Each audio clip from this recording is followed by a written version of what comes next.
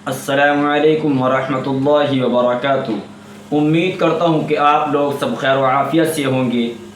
मैं इंशाअल्लाह इस वीडियो के अंदर ये बताने आया हूँ कि नीयत की ख़राबी क्या है, क्योंकि हम लोग कुर्बानी करते हैं और हमारी नीयत बदलने पर ही हमारी कुर्बानी हमारी बर्बाद हो जाती है। वो कैसे कि जिस वक्त हम जानवर ख़रीदते हैं तो हमारी नीयत ये होती है कि हम गोश्त खाएंगे। अल्लाह के रसूल सल्लल्लाहु अलैहि वसल्लम ने इरशाद फरमाया, इन्नमल अअमालु बिन्निय्यात, तमाम अअमाल का दारोमदार नीयत पर है। तो हमें नीयत को दुरुस्त करना है। सबसे पहले नीयत को दुरुस्त करना है। जैसी नीयत होगी अल्लाह के यहाँ ऐसे ही फैसले उतरेंगे, क्योंकि अल्लाह रब्बुल इज़्ज़त ने कुरान करीम के अंदर फरमाया है कि तुम्हारी कुर्बानियों का ना तो गोश्त पहुँचता है ना खून पहुँचता है, हमारे पास तो तुम्हारी परहेजगारी पहुँचती है, तुम्हारा तक़वा पहुँचता है। तो इसीलिए हमें दिल के इखलास के साथ कुर्बानी करनी है। और मिसाल के तौर पर अगर एक शख्स ने किसी बड़े जानवर के अंदर हिस्सा लिया और अगर एक बंदे के दिल में ये बात आ गई कि मैं गोश्त खाऊंगा या मेरी नीयत गोश्त खाने की है या मुझे इतना सारा गोश्त मिलेगा, तो याद रखना हम एक ही छोटी सी गलती करते हैं और सबको हम 7 डुबो देते हैं। वो 6 को भी डुबो देगा, एक की भी कुर्बानी फिर दुरुस्त नहीं होगी। लेकिन यहाँ मैं एक बात अर्ज करता चलूँ कि अगर किसी बंदे के दिल के अंदर ये नीयत है कि मैं गोश्त खाऊंगा, बज़ाहिर अभी ने दिल से अपनी बात को निकाला नहीं, ज़बान इस पर लाया नहीं, अभी किसी ने सुना नहीं, क्योंकि दिलों के हाल अल्लाह जानता है कि किसके दिल में क्या बात चल रही है, कि किसके दिल में क्या बात है।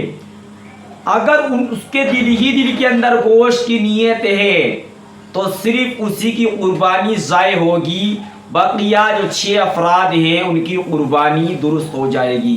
लेकिन अगर उसने कुर्बानी करते वक्त अपने साथियों के सामने कह दिया कि मैं गोश्त खाने के लिए कुर्बानी कर रहा हूँ, गोश्त मुझे सबसे ज़्यादा मिलेगा, मेरे भाइयों एक बात तो बताएं आप कि अगर मेरा ख्याल है कि अगर एक हिस्सा 6-7 हज़ार का पड़ रहा है, अगर आप उसको दुकान से ख़रीदेंगे तो मेरा ख्याल है कि हिस्से से ज़्यादा गोश्त आ जाएगा आपके पास। तो आप अपनी नीयत ऐसी क्यों करते हो? इस तरीके से आप अपनी नीयत दुरुस्त करें और अल्लाह की रज़ा के लिए कुर्बानी किया करें आप, ताकि दुनिया को दिखलावे के लिए नहीं। क्योंकि कुर्बानी हम इसलिए करते हैं कि हज़रत इब्राहीम अलैहिस्सलाम की ये सुन्नत है, उनकी याद ताज़ा करते हैं।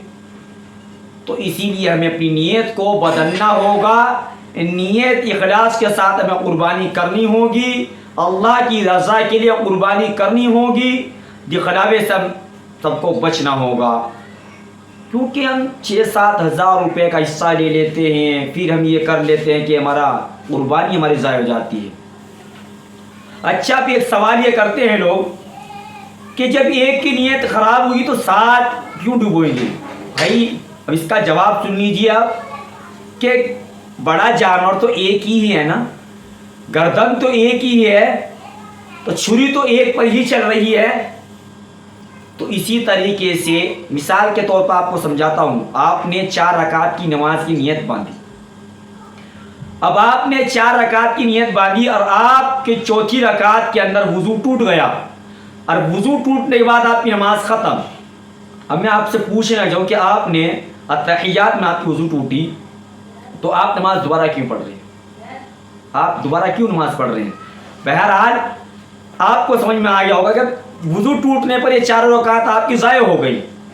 इसी तरीके से अगर एक बंदे की नीयत में अगर ख़राबी आ गई तो आप सबकी कुर्बानी लिए डूबोगे।